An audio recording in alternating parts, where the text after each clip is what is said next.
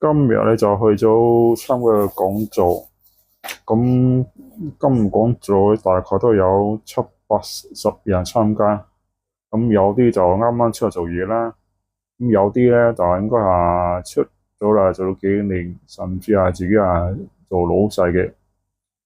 咁內容咧最主要就係講人生 IPO，係啊點樣規劃人生點樣達成嘅目標人際關係支持類嘅工作咧，咁去到後尾咧，亦都有啲課程俾大家讀嘅。咁今次咧雖然就第一次參加，感覺上今次嗰啲講座亦都有啲輕鬆，亦都係有啲答問題啦。咁呢啲導師咧亦都有啲現金回贈啦，例如100蚊50蚊答到問題有機會攞50蚊100蚊嘅獎金啦。咁就雖然就唔係好多錢，但係咧就都好多同學踴躍回答。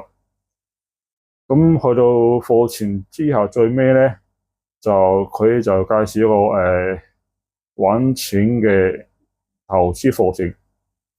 個課程咧，你大家估計下，個課程咧需要3萬蚊左右。咁呢個課程咧，我覺得對於我哋咧就唔係咁，我覺得就唔係咁適合，所以咧最後咧我都係冇參加到嘅。咁好多時啲出邊嘅課程咧，講到幾好，不過你大家要諗清楚，究竟你讀完呢個課程對自己有冇幫助？嗰個課程適唔適合自己去讀？